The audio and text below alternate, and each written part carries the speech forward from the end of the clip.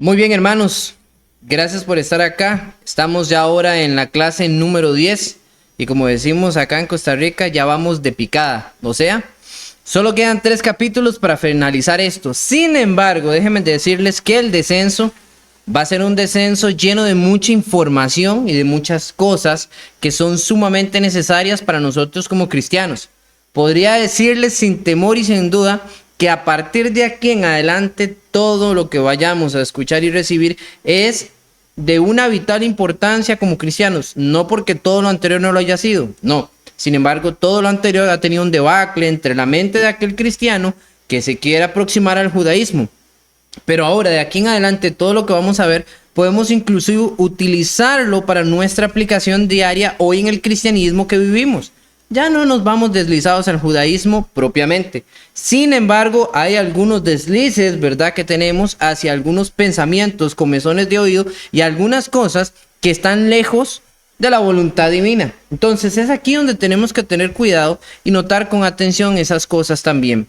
Hermanos, capítulo 10. El capítulo 10 va a estar dividido en 2 secciones grandes y obviamente vamos a tener nuestras secciones pequeñas en cada parte. Ya que es extenso lo que vamos a encontrar en información y lo que debemos de estudiar, muy posiblemente cada capítulo que hemos visto con anterioridad pudiera tomarnos más que una clase para estudiarlo versículo por versículo y pudimos haberle sacado mucha información. Sin embargo, hemos tratado de ser concisos y precisos para ir buscando lo que realmente es necesario entender de la escritura del libro de Hebreos hasta este punto. Y aquí iremos también por ese mismo margen, pero sin embargo, en este capítulo 10 le vamos a prestar un poquito más de detalle a esos versículos porque hay varios conceptos que ya hemos aprendido a través de todos los capítulos anteriores y que ahora también es como la cúspide del final de la argumentación para transmitirnos a una siguiente idea que va a estar basada en la importancia de la fe y finalmente concluir con los aspectos disciplinarios o con el seguimiento de una vida cristiana fortalecida para poder darnos esas pautas finales. Entonces, a todo esto, hermanos, vamos a darle mucha interés y vamos a ir con todo. Así que quiero que me acompañen en el capítulo 10. Vamos a avanzar. Hoy no vamos a tener palabras claves porque vamos a ocupar ese tiempo para distribuirlo en otros conceptos. No les voy a dar palabras claves, pero les prometo que lo que les voy a dar después de esta filmina les va a ayudar mucho. Dice así, capítulo 10, versículo del 1 al 10.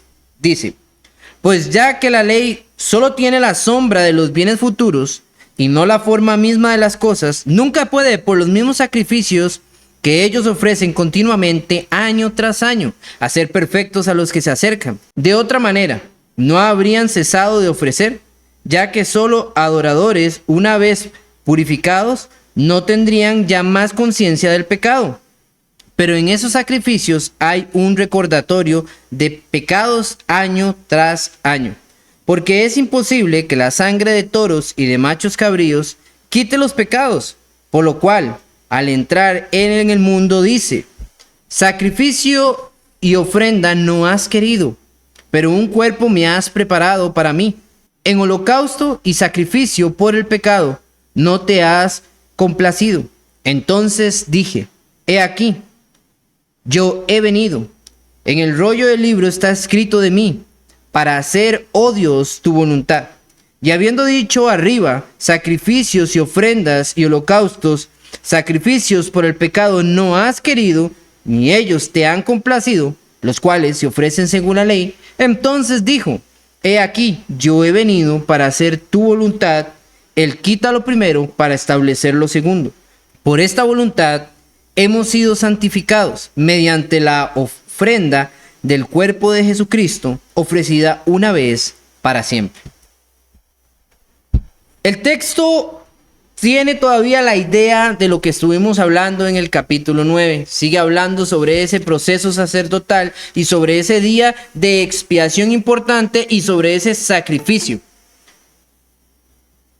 Un sacrificio sumamente necesario e importante para la redención de todo lo que estamos buscando y es del hombre delante de Dios. Así que basado en esa misma idea que está trayendo, complementa y coloca las piezas finales para su argumento de modo que todo quede claro y un camino llano, puesto que la ley solo tiene la sombra de los bienes futuros. Las ofrendas sacrificiales de animales no podían hacer perfectos a los humanos. ¿Por qué? Vamos a hablar de esto un poquito más adentro de estos pasajes, pero antes hay que denotar que nunca fue creada la ley con la intención de que ésta fuera plenamente lo perfecto, ya que desde el principio, como lo dice el autor, la ley era la sombra. Por eso desde que se levantó el tabernáculo, Dios le dice a Moisés: haz según el modelo que te mostré. Eventualmente todas estas cosas físicas y que humanamente tenían los judíos para hacer un servicio de adoración a Dios, y todo este ritualismo que tenían para poder agradar a Dios, estaba basado en un concepto espiritual, pero no era el real. Era solamente una forma humana de comprender o de tal vez transmitir aquellos conceptos espirituales divinos, ya que la mente del ser humano no estaba preparada. El ser humano aún era una persona que estaba adoctrinada por los conceptos de la diosificación y de la adoración en los términos egipcios, ya que basado en el concepto de que el pueblo de Israel había salido de Egipto después de 400 años viviendo y aprendiendo esta cultura, sacar esto de ellos había sido una cuestión pues compleja, y que Dios sabía que tenía que trabajar en la vida para llevarlos a los conceptos reales y espirituales. Esto es un proceso para que el ser humano, específicamente para que el pueblo de Dios conociera y le entendiese. Estos sacrificios no pudieron. Hay mucha gente que piensa que a través de esos sacrificios los judíos o todos aquellos del pasado fueron justificados. Sí y no. ¿Qué quiero decir con sí y no? Bueno, ellos encontraron una justificación momentánea. O sea, mientras aquel sacrificio verdadero, que es Cristo Jesús, llegaba para hacer aquella labor prometida por Dios, incluso desde el inicio, allá en Génesis. Entonces, cuando usted y yo vemos esto, podemos comprender de que sí le servía todo este tipo de procesos sacrificiales. Sin embargo, estaban anclados a que llegara aquel proceso real. No antes, esto no podía ser perfecto. ¿Era necesario? Lo era. Ahora, el judío creía, o la mente que estaba acostumbrada a los sacrificios, creía que estaba haciendo lo correcto y no estaría mal.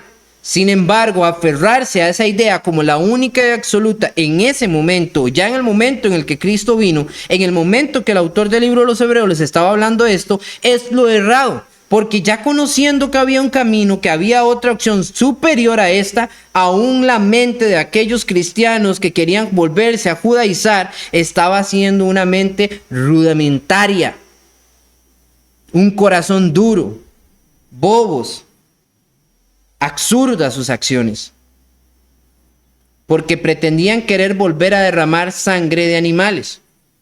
Y es que, hermanos, a veces se puede sentir que uno se siente confiado, y esta palabra sirve para lo que viene.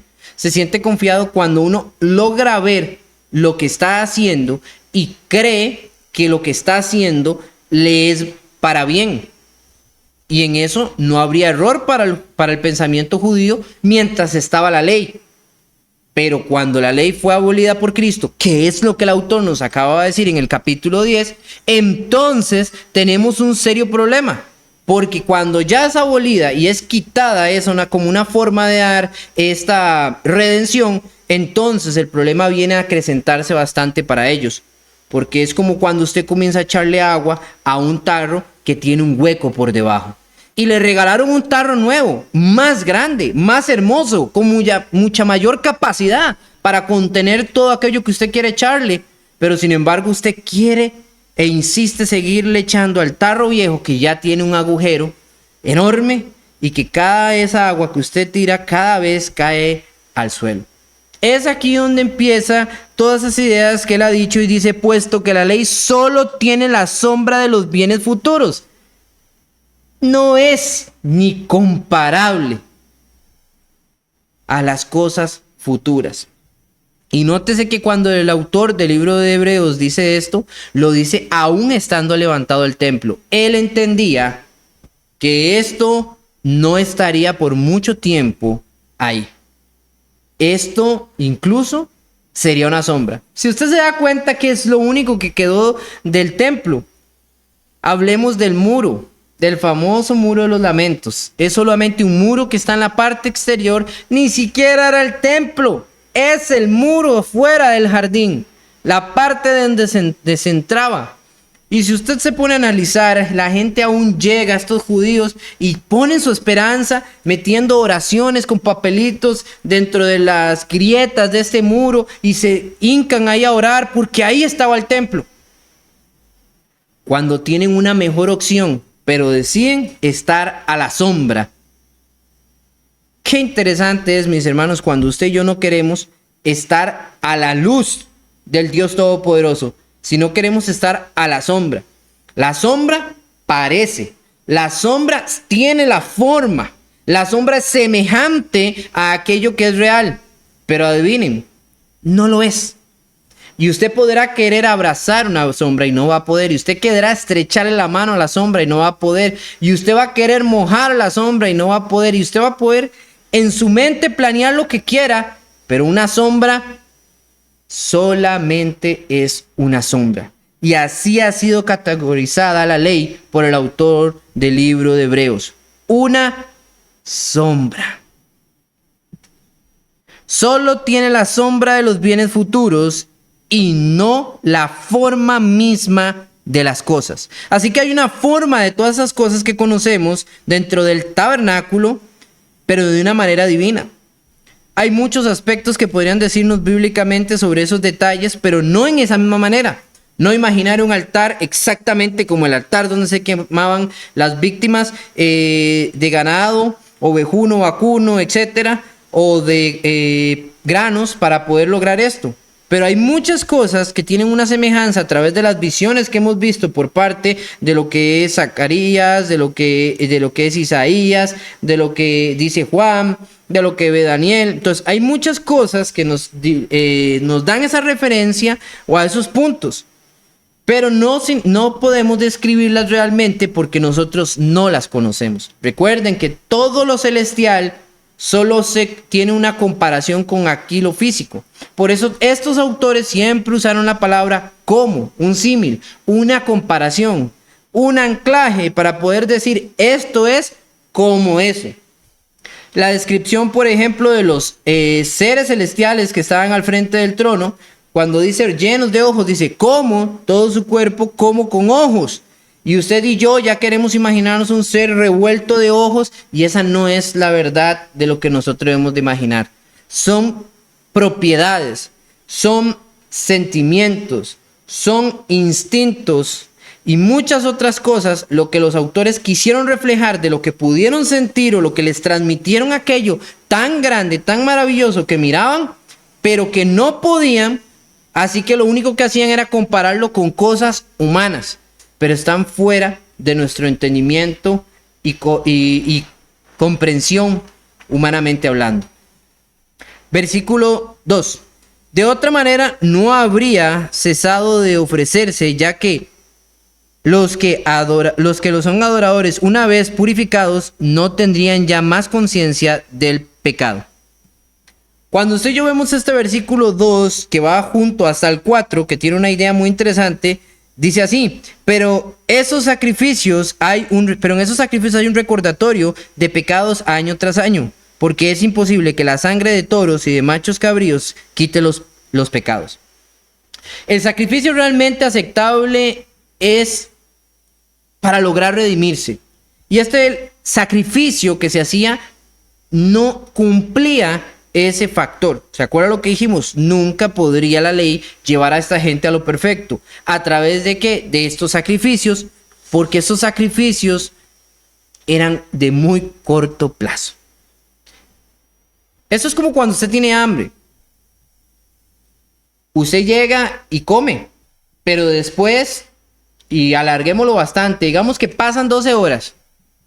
no es normal, pero digamos que pasan 12 horas. Después de 12 horas, usted vuelve a tener hambre. Y le pica la tripa grandemente, así que usted va a buscar comida. ¿Por qué hago este ejemplo? Porque lo mismo pasaba con ellos, no con hambre, pero sí con su deseo, su necesidad de llenar, de suplementar algo que estaba mal en ellos. Si uno venía y ofrecía un carnero por los pecados, adivine usted qué sucedería.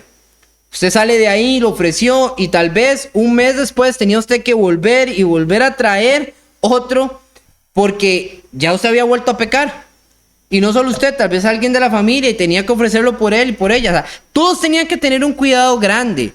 La idea de Dios era que les costara sacrificar, que fuera difícil tener que tomar de lo mejor de su rebaño, que tuvieran que tomar lo mejor de lo mejor que tenían para que representara a ellos mismos y esto pagara la culpabilidad. Sin embargo, eran recurrentes y recurrentes y recurrentes en esto mismo. Por eso estos animales nunca podrían haber saciado el pago del pecado de los hombres.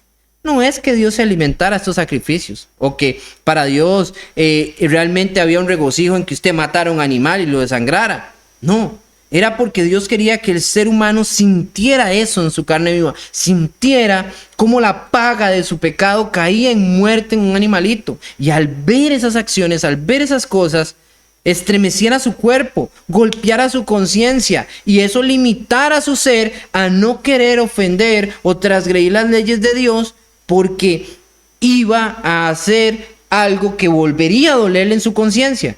Sin embargo, ellos fueron cauterizados, porque vea lo que dice el versículo 5 en adelante. Por lo cual entré en el mundo, dice, sacrificio y ofrenda no has querido. Ahí es donde hay un problema, y él hace la citación aquí del Salmo 40, pero hay un problema grandioso, y es exactamente estas afirmaciones de parte de Dios. Sacrificio y ofrenda no has querido, pero un cuerpo has preparado para mí. Hay un diálogo en este salmo de parte de David súper interesante. David está hablando de algo, de que Dios los saque del lodo cenagoso y de un momento a otro presenta esto que puede ser como unas palabras de bastante ánimo en la vida de David y reflejan como Dios lo sacó de lo malo, pero sin embargo hay un lenguaje muy poderoso que obviamente se podía entender que no era aplicable para el rey, sino que este mismo estaba en pos del supremo Rey de Reyes. Versículo 6.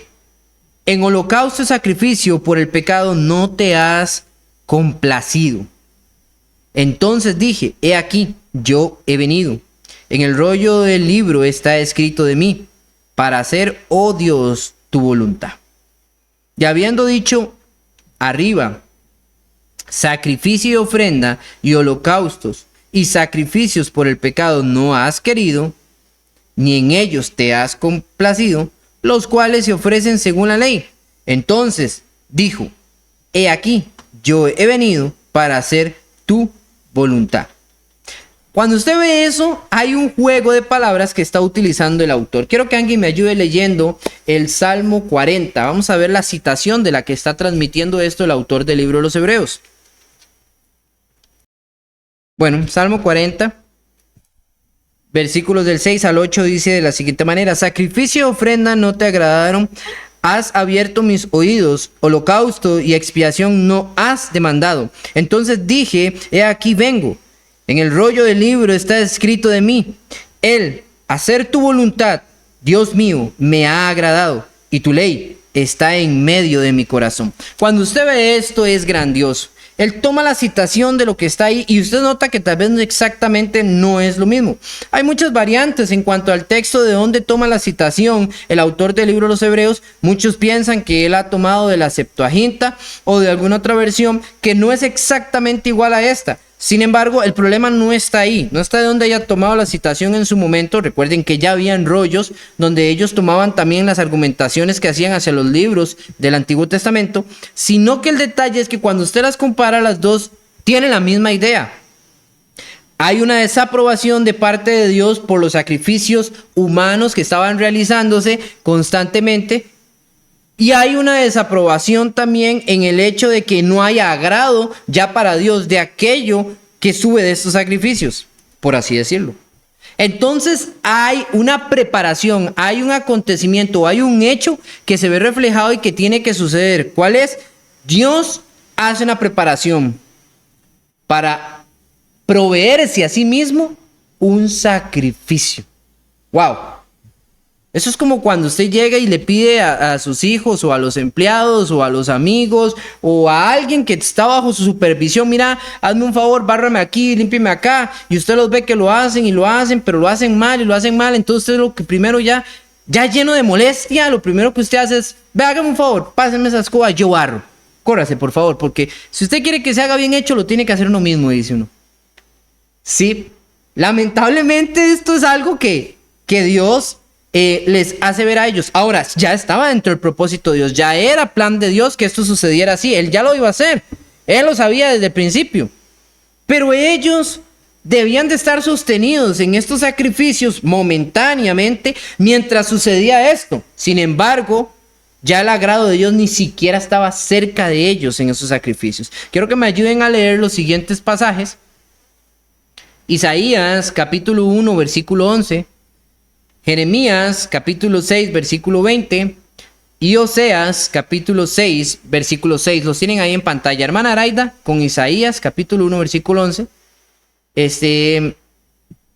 Vamos a ver. Y en el orden que vayan levantando la mano, ahí vamos, ¿ok? Hermana Araida, por favor. ¿Para qué me sirve, dice Jehová, la multitud de vuestros sacrificios? Hastiado estoy de holocaustos, de carneros, de feo, de animales cortos. No quiero sangre de bueyes, ni de ovejas, ni de machos cabríos. Así es, así dice el Señor. Muy bien, Jeremías 6:20. Joana, por favor. Para que a mí este incienso de Sabá y la buena caña olorosa de tierra lejana, vuestros holocaustos no son aceptables, vicios me agradan. Ok. Muy bien, ¿y quién me lee Oseas capítulo 6, versículo 6? Ok, Adrián. Ok, dice así: porque más me deleito en la lealtad que en el sacrificio, y más en el conocimiento de Dios que en los holocaustos. Ok, esa es una versión distinta a la Reina Valera, ¿verdad, Adrián? Es la Biblia de las Américas. Ok, exactamente, estaba, porque tengo los dos textos, pero estaba leyendo ahorita la de la Reina Valera. Gracias. Muy bien. Cuando ustedes leen estos textos, y hay más, pero estos se los pongo básicos, ustedes ven que ya delante de Dios había una desaprobación de aquellos sacrificios que ellos hacían. ¿Y por qué? Lamentablemente, eso había llegado a ser algo vicioso, a tal punto que comenzaron a prestarle desinterés a lo que estaban haciendo. Entonces ellos comenzaron a traer sacrificios y comenzaron a reflexionar: bueno, ¿y qué tan cierto será eso?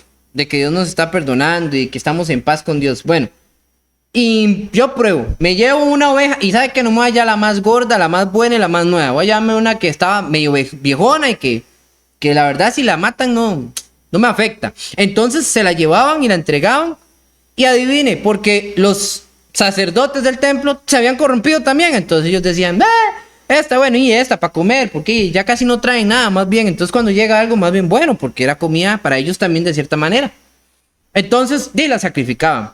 Y esta persona se iba para su casa tranquila. Y ya. Entonces comenzaron a desafiar la voluntad de Dios, llegando a un conformismo con lo que hacían. Entonces ya después traían la oveja quebrada y la oveja visca y la oveja que estaba toda sucia, rapastrosa, y no importaba. Ya ahora traían cualquier cosa y fueron modificando la verdad de Dios por la verdad humana. Y aquí entramos en un problema. Por eso Dios dice que todos estos sacrificios llegaron para Él a hacer una cosa abominable. Realmente él ya no se sentía complacido. Al principio ellos se abocaron a la idea de lo que Dios les solicitaba. Y Dios estaba complacido, no de que mataran al animal, complacido de la obediencia de aquel creyente, de aquel su pueblo.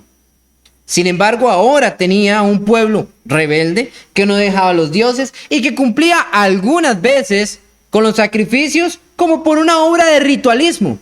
Es como cuando usted ya hace las cosas por hacerlas. Y esto se puede aplicar incluso a nuestro tiempo. ¿Qué pasa cuando usted ya llega a la iglesia por llegar? Porque, no quiero que me digan nada o para que vean que llegué. Pero usted no está ahí. Está su cuerpo, pero su mente no está ahí. O es como que usted llegara y vaya a la clase bíblica y usted enciende y pone el teléfono y usted lo coloca ahí y dice, bueno, voy a ponerlo para que todo el mundo piense que yo esté ahí, pero usted está viendo el partido. O usted está en otras cosas, completamente distraído y no está en el enfoque. Entonces, ¿qué sucede? Usted está desafiando de cierta manera a Dios. ¿Por qué? Porque está yendo en contra de las normas que Dios ha establecido. Él ha dicho hay que escuchar su palabra. De hecho, este versículo de Oseas me encanta porque él dice que misericordia era lo que quería. Él quería que ellos, aprendieran a tener misericordia de sus acciones y que ellos no quisieran estar matando animales así por matarlos y que ellos aprendieran a retenerse para hacer las cosas bien y compadecerse del otro y aconsejarle al otro y animarlo a hacer el bien, para que de esa manera no incurrieran en la constante de estar asesinando animales.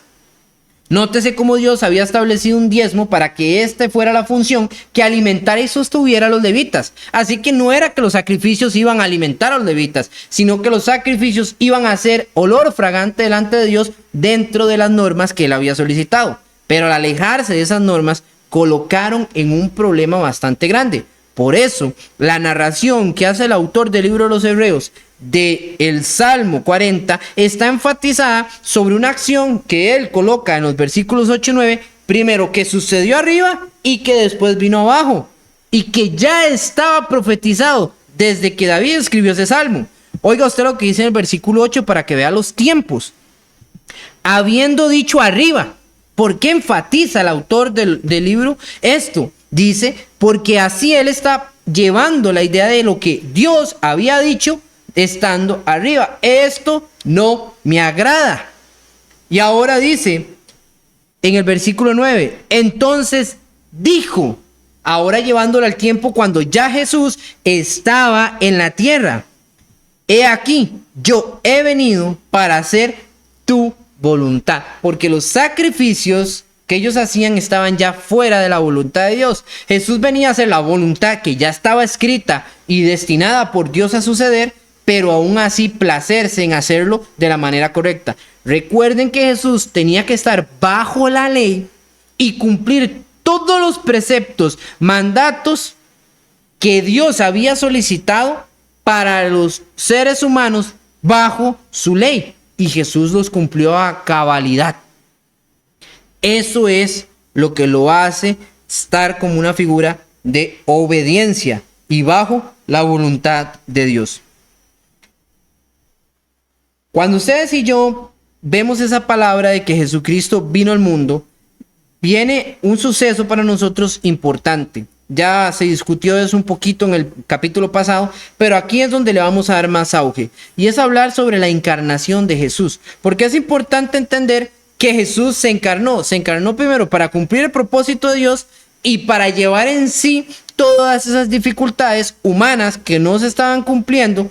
Recordemos, el problema no era la ley, el problema era el ser humano que no cumplía la ley. La ley era una preparación, era un ayo para que éste pudiera llegar al punto clave. Alguien que me haga el favor de leer Filipenses capítulo 2, versículo del 5 al 8, y otra persona inmediatamente me ayuda con Juan capítulo 1, versículo 14. Hermana Joana.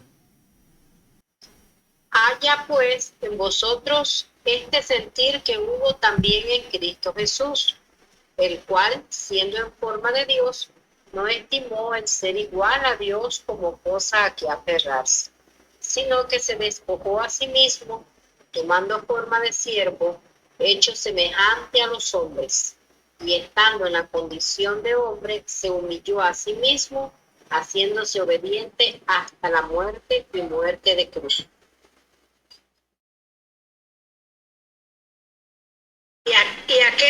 fue hecho carne y habitó entre nosotros y vimos su gloria, gloria como el unigénito del Padre, lleno de gracia y de verdad.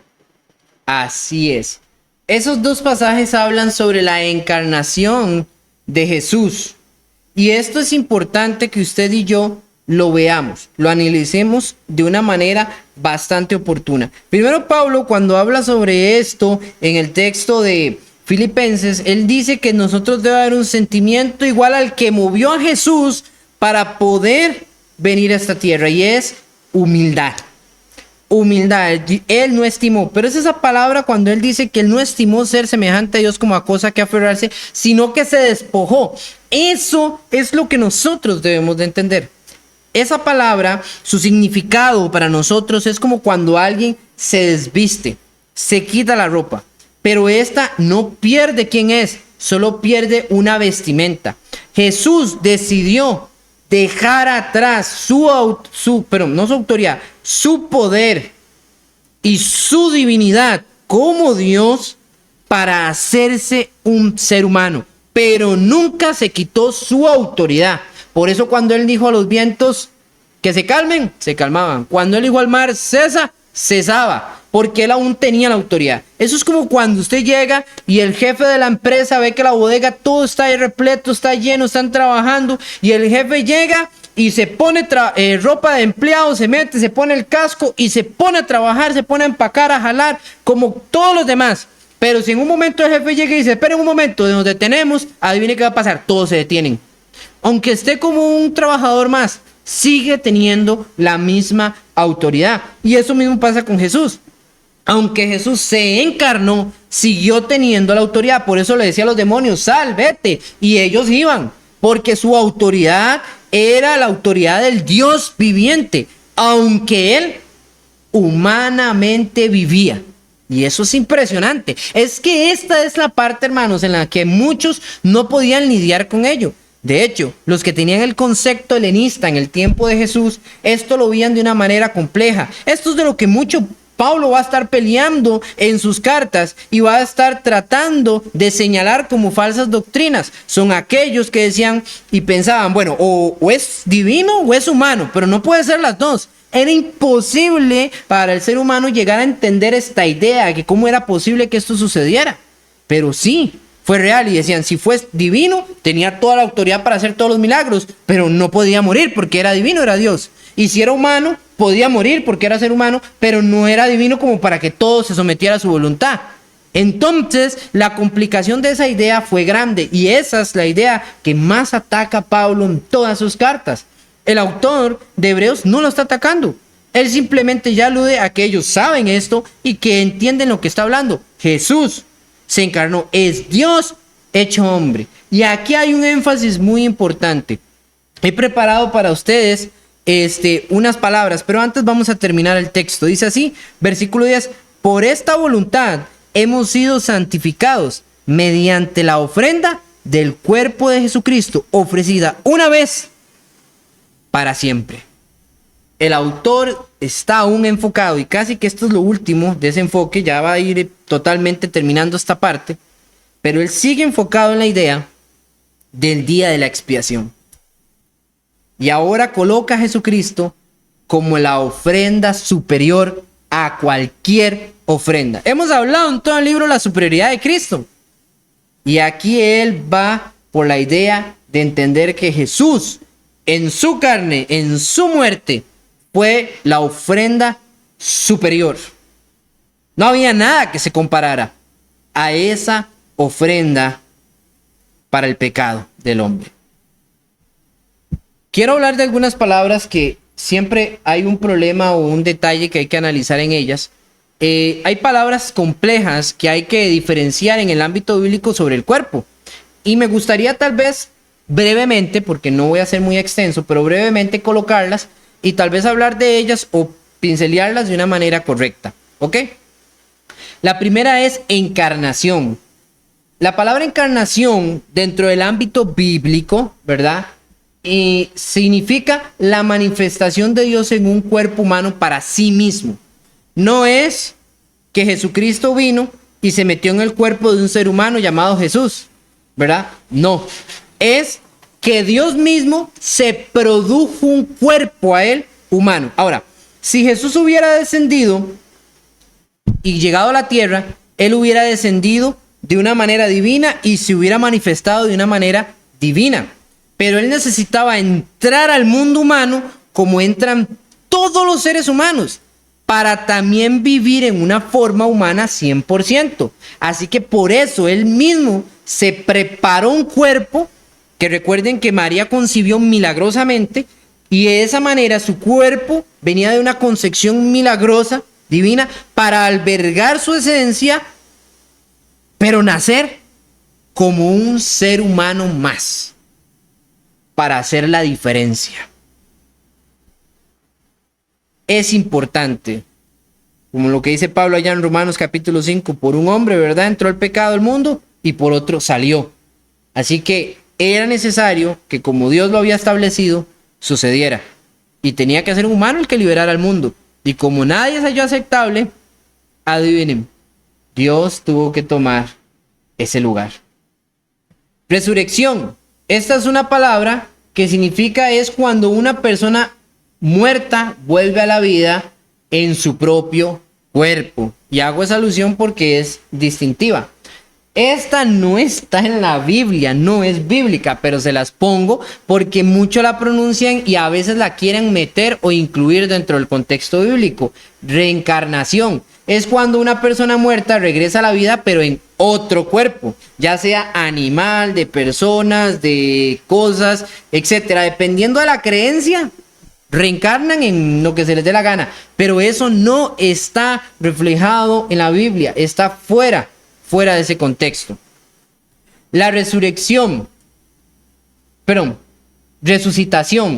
es cuando una persona muere y es traída a la vida por otra.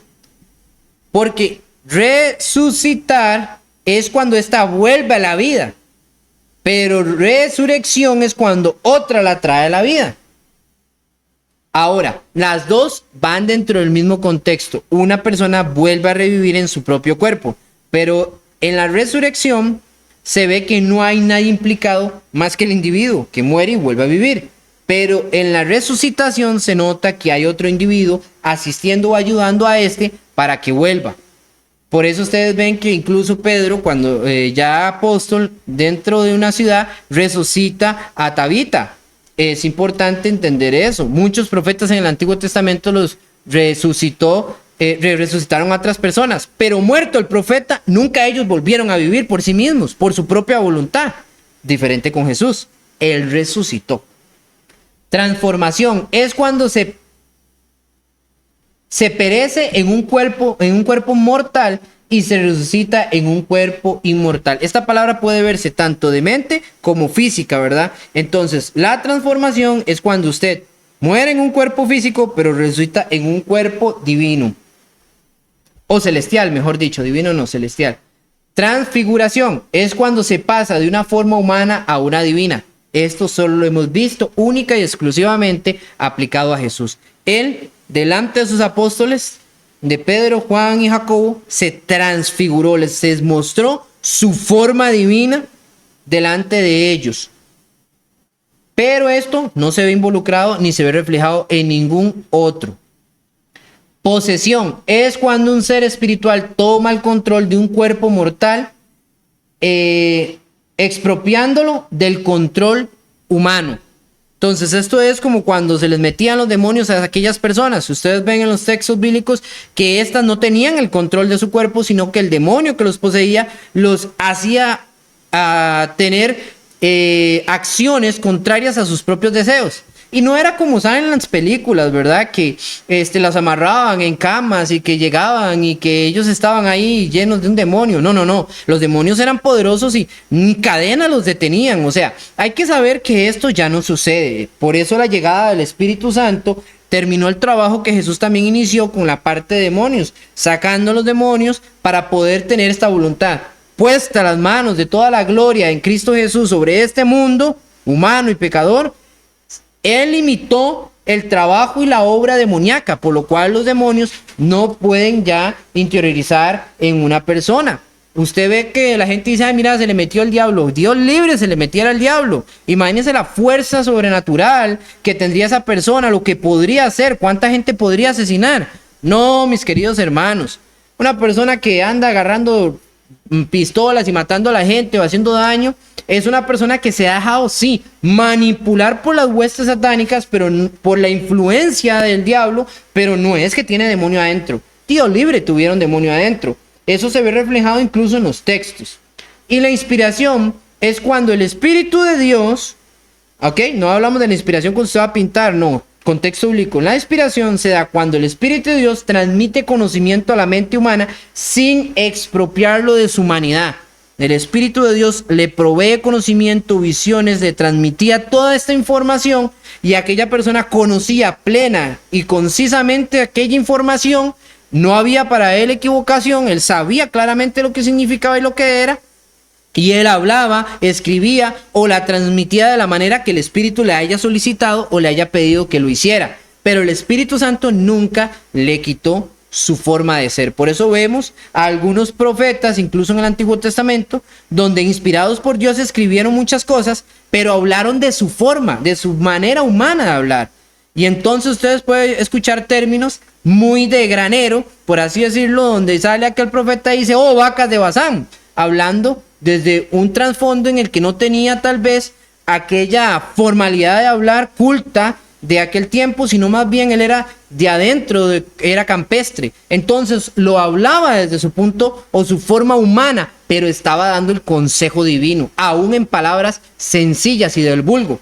Entonces ustedes tienen que entender que no es lo mismo ver un escrito de parte de Pablo que haber visto un escrito de parte de Pedro o de Santiago. Es totalmente distinto. Vea la escritura de Lucas y vea la escritura de Mateo, que aunque tenían un buen calibre de conocimiento, hay una gran diferencia. Vea la de Marcos, incluso vea la de Juan. Entonces, cuando usted ve todo eso, la forma de transmitir aquel consejo divino, estaba la información ahí proveída por Dios, pero no despropiaba al ser humano de lo que él era. Importantísimo. Muy bien, habiendo aclarado estos conceptos, el más importante que obviamente nos apremia en esta situación es la encarnación. Y es esa manifestación en la que Dios se proveyó su cuerpo para poder venir humanamente y llamarse dentro de los hombres Jesús, para tener un nombre exaltado sobre todos los nombres, como bien leía la hermana Giovanna allá en aquellos pasajes. Avanzamos, hermanos. Vamos a la sección del versículo 11 al versículo 18. Una sola ofrenda es suficiente. Suficiente. Dice así: y ciertamente todo sacerdote está de pie día tras día, ministrando y ofreciendo muchas veces los mismos sacrificios que nunca pueden quitar los pecados. Pero él, habiendo ofrecido un solo sacrificio por los pecados para siempre, se sentó a la diestra de Dios, esperando de ahí en adelante hasta que sus enemigos sean puestos por estrado de sus pies. Porque por una ofrenda él ha hecho perfecto para siempre a los que son santificados. Una ofrenda humana versus la ofrenda divina. Como bien lo decíamos, pero creo que no hay mayor que agregarle, porque ya se ha hablado bastante de las ofrendas, ya se ha hablado bastante de este hecho, pero él vuelve a poner en contraposición. Sin embargo, yo quiero que ustedes noten aquí un aspecto y un detalle bastante curioso. El autor va a decirnos que aquellos humanos administraban dando estas ofrendas día tras día, pero él dice de pie. O sea que no cesaban de hacerlas porque tenían que estar ahí. Pero dice que Jesús llega, dio esta ofrenda y se sentó. A la diestra del Padre, claro. Y el que está de pie es porque tiene un constante servicio o tiene algo que estar haciendo constantemente. Pero el que está sentado es el que está esperando. De hecho, él mismo lo dice, esperando de ahí en adelante. Eso es interesante, mis queridos hermanos. Para que ustedes vean la supereficacia de la ofrenda que Jesucristo hizo en su propio cuerpo, que él nada más necesitó hacerlo una sola vez. El valor que su carne y su sangre tenían era tan impresionante delante de la presencia de Dios. ¿Cómo no? ¿Cómo no? Era perfecto. Era santo. Era puro. Pero era suficiente para aplacar la ira de Dios. Así que él sabía que se podía sentar después de haber hecho esto a la diestra del Padre. Con una intención, claro, esa espera tenía una intención.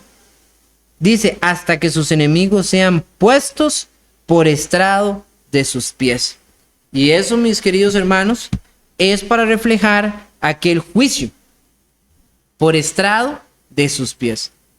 Eso es una frase para reflejar juicio.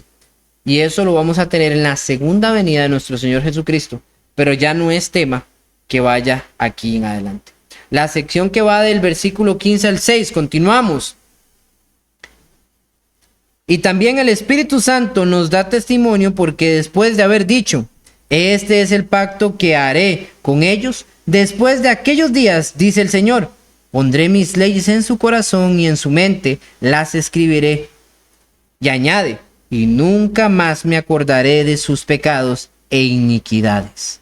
Qué belleza esos textos. Bueno, yo me avancé un poquito más, era el 15 y el 16, pero es que es muy bonito. Ahorita hablamos del perdón. Vamos a hablar del testimonio del nuevo pacto que proviene del Espíritu de Dios. Quiero que alguien me ayude con Primera de Juan, capítulo 5, versículo del 6 al 9. El primero que levante la mano se la deja aquí.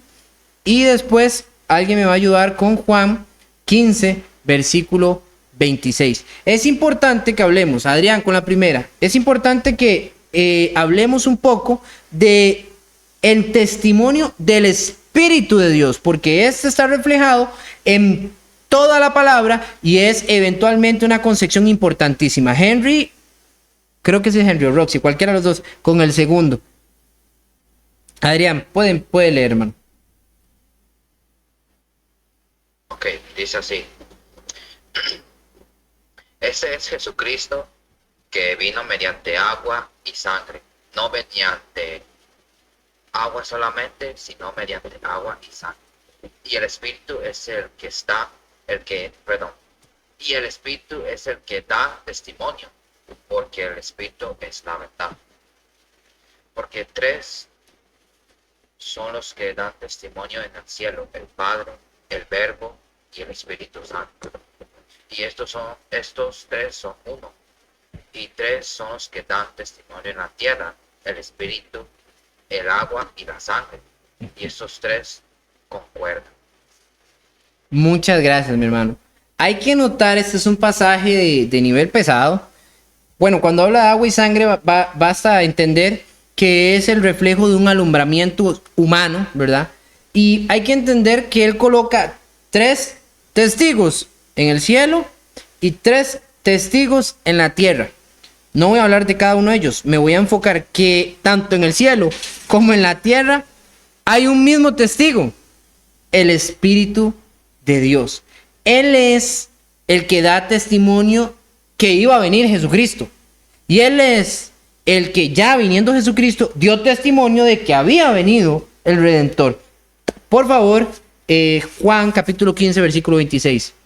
Dice, pero cuando venga el Consolador, a quien yo os enviaré del Padre, el Espíritu de verdad, el cual procede del Padre y dará testimonio acerca de mí.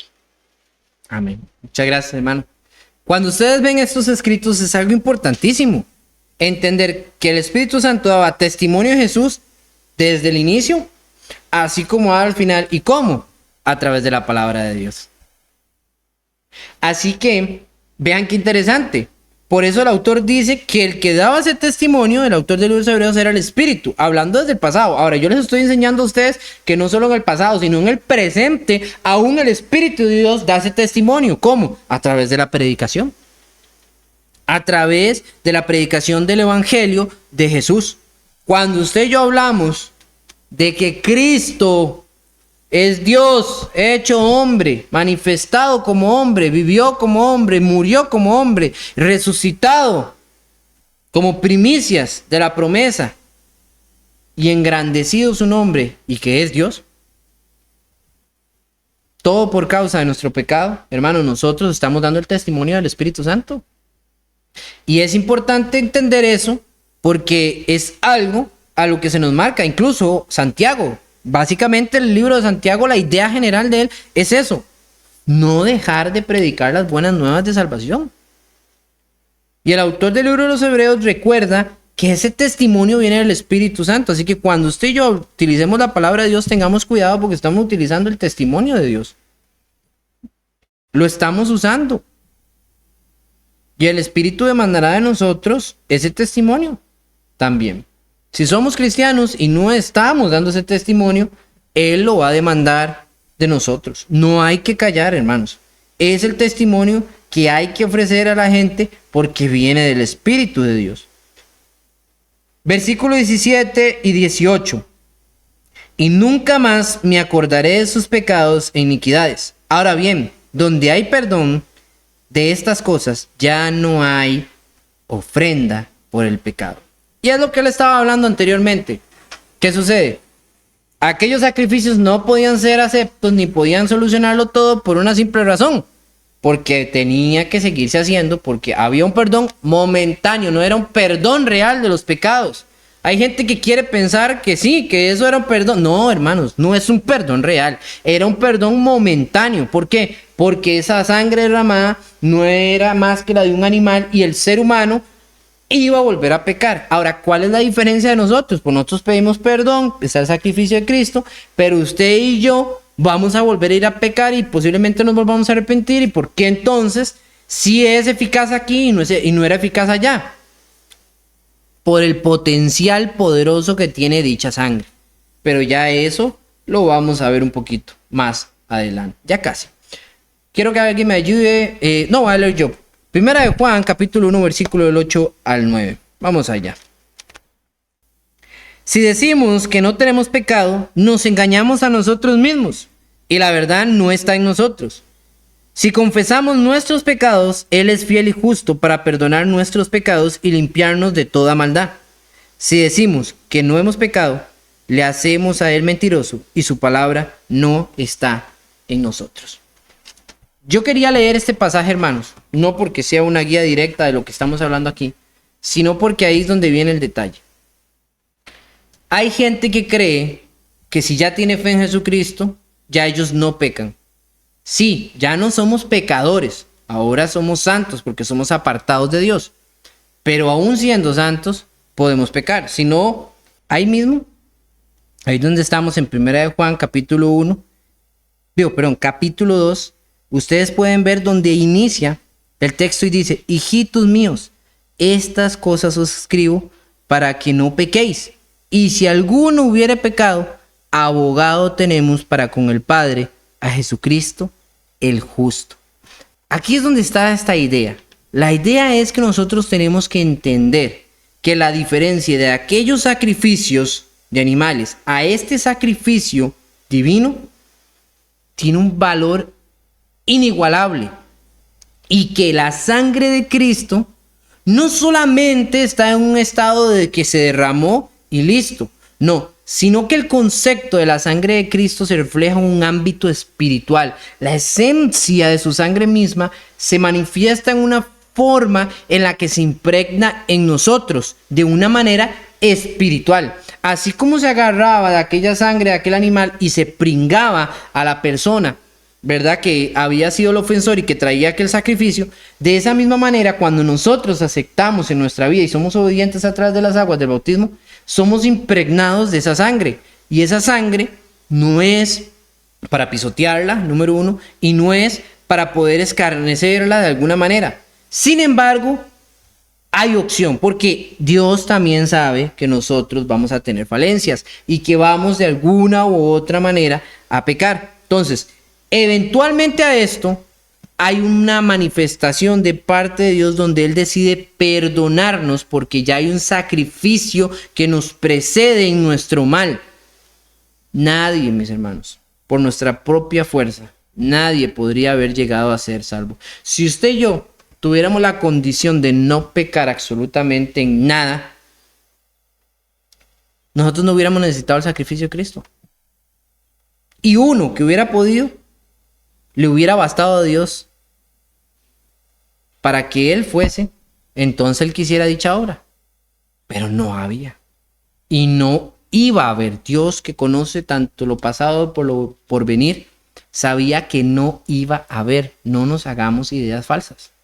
Pero no quiere decir que por eso ahora usted y yo digamos, bueno, entonces, yo puedo hacer lo que quiera, porque ya como soy salvo, no va a haber problemática. Salvo, siempre salvo.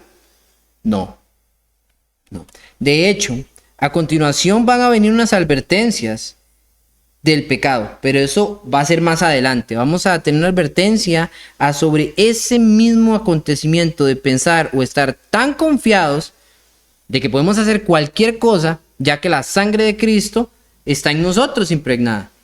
Entonces ahí es donde tenemos que tener cuidado, porque después viene la mentalidad de nosotros, del ser humano, que para justificar nuestro mal queremos tomar cualquier excusa y hacernos acreedor de algo no existente.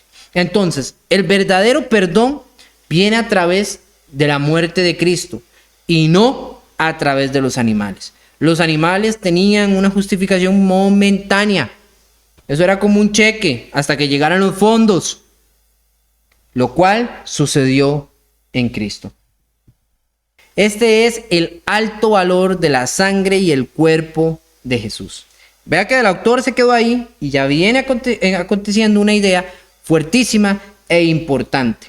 Así que por factor tiempo no vamos a proseguir con ello y la vamos a ver en la siguiente clase, pero estoy seguro que les va a gustar porque aquí hay que valorar muchas cosas que ya hemos hablado, pero que hoy a partir de este momento se van a intensificar. ¿Ok?